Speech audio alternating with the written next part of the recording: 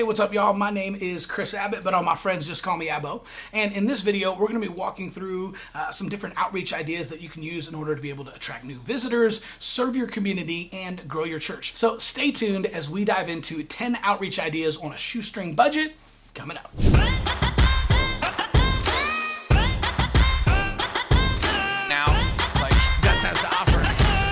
Hey, what's up, y'all? Welcome back. This channel is dedicated to helping pastors and church leaders be more effective online and to be able to use digital, social media, and technology in order to reach new people for Jesus and grow your church. So what we're going to be doing in this video is breaking down 10 of my top favorite ideas that you can use in order to reach out to people in your community, attract new visitors, kind of grow the church, but you can do it on a very, very small budget. So make sure to stick around all the way to the end because number 9 is one of my personal favorites, and I think it could be a game changer for all of the young families in your community. All right, so number 1 is the Google Grant.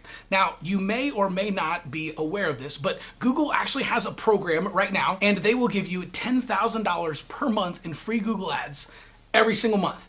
Right? So this sounds too good to be true. I didn't believe it the first time I heard it either, but I'm telling you, I have it for my church. We've had it for 5 years. I've talked to thousands of churches that actually have this, and it's absolutely incredible, right? It's exactly what it sounds like. It's $10,000 per month in free Google ads, $120,000 per year in free Google ads, right? So what's great about this is you can actually set this up and you can use this every single month, but if you don't use it, you lose it, right? So if you only use 5,000 of the 10,000, it doesn't roll over, right? You just missed out that month. So this is an incredible way in order to be able to reach out to people and put your church in front of people that are trying to find you when they're actually searching for it. So one of my favorite things about it is that there's basically 2 ways in order to get on page 1, right? 91% of people never go past page 1 of Google, so we have to get our church onto page 1. But the first one, search engine optimization, is actually really long, it's really hard, and it just takes a lot of time, right? There's no switch that you can flip to automatically get your church to start organically showing up on page 1 using search engine optimization, right? But the second way that you can do it is actually with Google ads, right? So when somebody goes in and they search for best churches in Tulsa or churches near me, right? Or what's the best church in Dallas, right? Now you can actually target those keywords and you can create a Google ad that automatically shows up at the top of page 1 and then sends people to your church website. Normally this would cost a lot of money, but if you have the Google Grant, you can use Google's money to tell people about Jesus and about your church and invite them out for free, right? So I'm a huge fan of this. You can actually just Google Google Grant and you can find out more information on this, or you can click on the link in the description below, and Church Marketing University has a program that will actually help set all of this up for you. And one last thing about the Google Grant, one of the things I'm really excited about is you can use this to invite people to your church, but you can also just use this as an outreach strategy to tell people about Jesus, right? So what I did when we first got approved for this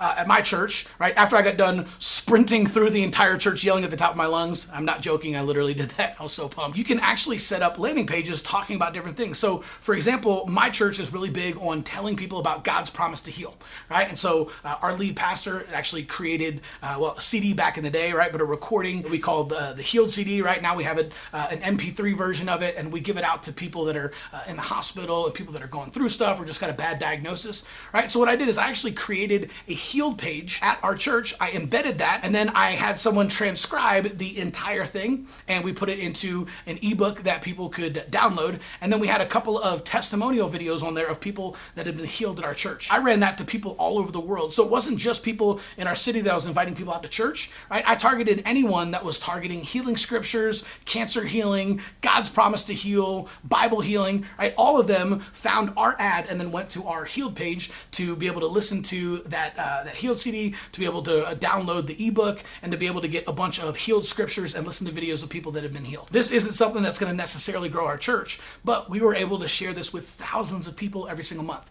In fact, the cool thing is using that Google Grant, when I was on staff and we were creating all those campaigns, we had an additional 6,000 to 8,000 people every single month that went to our website using Google's money. All right, number 2 is fill the fridge. Now, I won't go into this one in depth because I've covered this in some of my other videos, but what I love about this is you just want to go out to your local elementary school or your local middle school or high school. You just want to pull the principal aside and just say, hey, man, I really appreciate everything that all the teachers are doing, and we just want to know, would it be okay if we just came in once a month and we filled the fridge in the teacher's lounge, right? We just want to show your teachers and your staff how much we appreciate what they're doing. We want to support you guys in just kind of a practical way, and so we'll come in every single month and we're going to fill the fridge with sodas and Snapples and Starbucks drinks, right? We're going to put some Little Debbie's and Tasty Cakes in there, right? Whatever you want to do, but this is just an easy way to come out once a month, fill the fridge, and then just leave a note on the fridge letting the teachers know that you filled the fridge, right? We want them to know that it was our church doing it. Just, hey, we filled the fridge, right? Thank you so much for everything that you guys do. Love, your friends at Faith Church. So now this just becomes an important way to kind of support the teachers,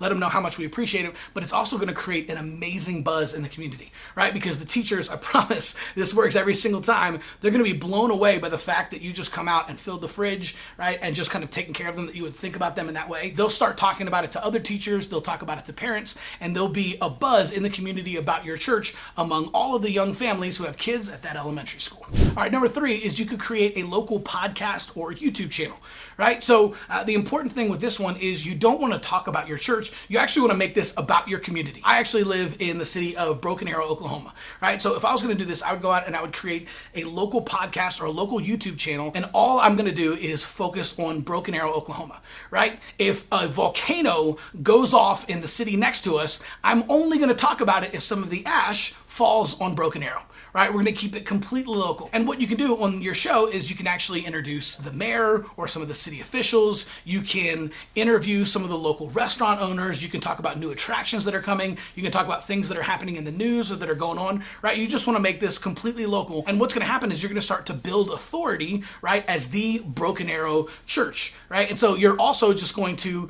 continue to build relationships with all of these local business owners and restaurant owners and city officials as you interview all of them, right? This is a great way to be able to reach out to the community. It doesn't cost you anything, but it's really, really powerful.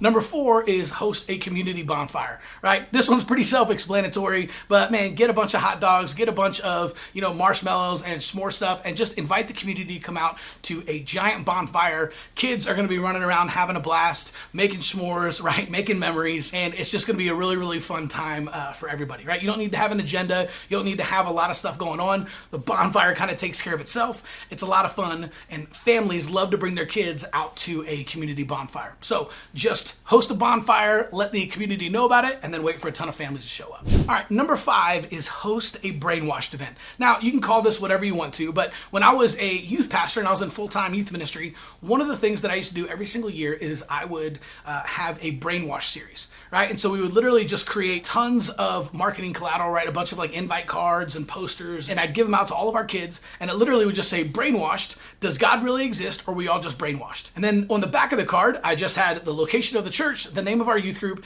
and the dates and questions that we were going to answer on every single day, right? Like, how can a loving God send people to hell? Has science disproven Christianity? Why do bad things happen to good people? Right? Just answering the questions that people actually have. And whenever we did this, we would have a massive amount of teenagers that would show up to the series every single year, right? So one of the things that you can do in your church, you don't have to do an entire sermon series on it, but you could do like a brainwash night, right? Or a doubt night, where basically what you're going to do is you're going to answer some of the most popular questions that people actually have. And when you advertise this on social media and you promote this in your community, you're going to have a ton of people that are going to show up because you're answering the questions that are actually keeping them up at night. Right? I'm a huge fan of this one. It can work really, really well. And one of the best things is if you're trying to put together the information for this event, you actually don't have to do it yourself. Tim Keller already did it for you. So there is a phenomenal book called The Reason for God by Timothy Keller. And he literally goes through and walks you through in each chapter and answers a different question in the first half of the book. All right, the cool thing is the second half of the book, he actually goes through and talks about the evidence for God or the clues for God. So you can have some type of a doubt night or a brainwash night, literally invite people from all over the community to come out and talk about the questions that you're going to answer. And then you can use Tim Keller's book, The Reason for God, as the perfect resource in order to put together your talk and all the answers to the questions you're going to be talking about. about. All right, so before I get to my last 5 points, make sure to subscribe to this channel. We're putting out new content every single day, 5 days a week. So make sure to hit that subscribe button and hit that little bell notification so you get notified every single time we drop a new video. All right, number 6 is movies on the lawn, right? Or just simply a family movie night. If the weather is nice, you can actually just have people come out and bring lawn chairs and either set up in the parking lot or on the lawn of your church. I've seen churches project movies up onto like a giant sheet. I've seen some of them do it up onto the side of their building. It's a nice night. You're gonna have everybody come out. You're just doing a family movie night or a movie on the lawn, right? And then just show like a Disney movie or something like that. Great time for kids to come out and have fun with their parents and kind of run around. One of the things that I think is really effective is you can have your youth group sell concessions, right? So just have them set up a concession stand or have them just walk around to all the families that are there and sell popcorn and candy bars and sodas and different snacks, right? Just to kind of raise money for the youth group. Great way to get them involved as well. But just a good, clean, fun family night for people to be able to come out, watch a movie, and they have your church to thank for it. Okay, number 7, host a business leadership event. Now, I personally believe that entrepreneurs and local business owners is one of the demographics that gets forgotten a lot by the church, right? These guys kind of make the entire community move forward. They employ people, right? They move the world forward, but a lot of times we forget to address them in our church whenever we're inviting people out. So this is a great way to be able to honor some of them, right? If you have some business leaders in your community, have them come out and have them teach maybe like some leadership principles or, business principles. If you have maybe a local marketing company, maybe they can come out and they can teach social media marketing or like Facebook ads 101. And then what you do is you just invite everyone in the community, right? So people that have their own businesses or dreaming about starting their businesses, right? Or maybe they even have like an MLM business that they're trying to build, right? Whatever it is, they're going to be able to come out to your church and hear this business leader give a bunch of free business advice. You're going to honor the entrepreneurs and local business owners by inviting them out and having them teach, right? And honoring them as the experts that they are. But you're also going to provide a really cool resource for all of the entrepreneurs and business owners as they can come out and learn a new skill at your church. All right, number 8 is a marriage workshop. Now, lots of people do marriage conferences and those are awesome, but there's something kind of cool about a marriage workshop where you can just have it on a Friday night or maybe a Saturday morning, right? All day long on the weekend, and then invite people to church on Sunday. So I recommend just pick a theme like I want a new marriage or relationship rehab, right? And then just kind of put together a framework. Maybe you teach this as the pastor, or maybe you bring in a speaker to teach this. But a marriage workshop is a great way to bring in families and couples, right? Doesn't matter if they're empty nesters or senior citizens or if they're newlyweds, but this is just a great way to kind of provide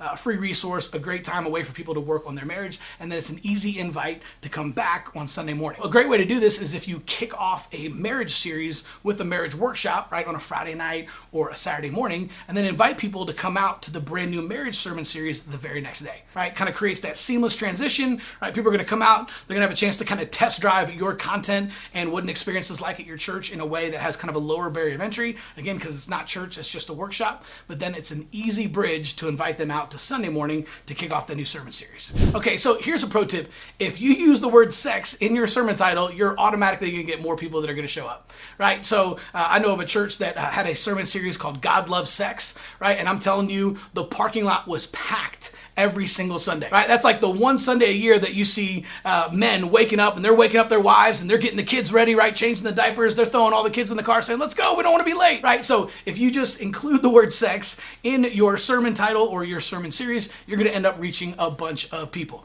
right? Now, that's a little bit more edgy, right? Some churches it's going to be a good fit. Some of them aren't, but that's a great way to engage more people and attract more people to your church by having a sermon series like God Loves Sex or Sex, Marriage, and Jesus, right? Something like that. So just using a taboo word or something a little bit provocative like this, right? It's just going to get people to stop the scroll when you're advertising on social media or if you're passing out invite cards, right? It's just something that's going to jump off the page. Again, all we're trying to do is get their attention so we can invite them out to church and introduce them to Jesus. All right, number 9, again, this is one of my very favorites, and this is put together a treasure hunt.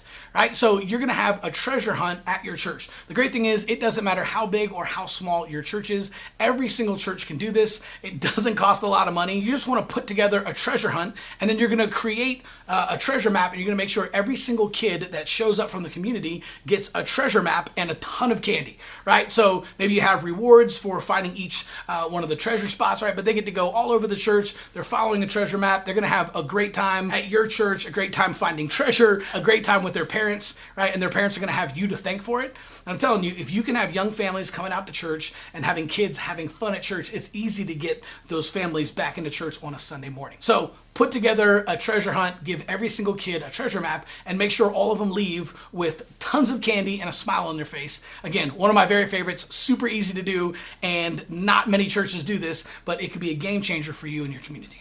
And then finally, number 10 is Instagram posts. Now, obviously, Facebook is incredible. We love Facebook ads, right? But talking about a shoestring budget, one of the things that a lot of churches don't understand is on Instagram, you can actually use hashtags, which will help you get kind of extra reach for free, right? So you can go in and you post on Instagram, but whenever you use a hashtag, it's basically going to show up in other places on Instagram, right? So if you think of Instagram kind of like a giant file cabinet, hashtags are the individual file folders. Every city is different, but if you go look at the hashtag of your city, right? So hashtag Tulsa, hashtag Dallas, whatever it is, if you live in a small city, right? Hashtag Clarksburg, but go in there and see what people are hashtagging and then look at some of the other hashtags, right? So it might be, like in Tulsa, we call it T-Town, right? So sometimes it might be hashtag Tulsa, hashtag Tulsa people, hashtag T-Town, right? There's gonna be a bunch of different ones. You can add up to 30 hashtags on your Instagram post, and all that's gonna do is it's gonna tell Instagram not to just post that on your church account, but also to post that under every single one of those hashtags. Some of those hashtags are going to have hundreds of thousands, maybe even millions of people, depending on the size of your city, who follow that hashtag, and now they're going to see your post as well. So this is a great way to be able to reach out to people, right? And maybe with some of these ideas, right, if you're having a treasure hunt or a bonfire, right, or movies on the lawn, you could have an announcement about it, post it on Instagram, and then use hashtags to put it in front of a bunch of people for free. So I'm a huge fan of this. Instagram hashtags, you can reach a bunch of people absolutely free. Go check it out. All right, so if you like this video and you're looking for more tips and strategies on how to grow your church and reach more people, click on the link in the description below and go check out my new video, How to Grow Your Church Membership. We'll see you soon.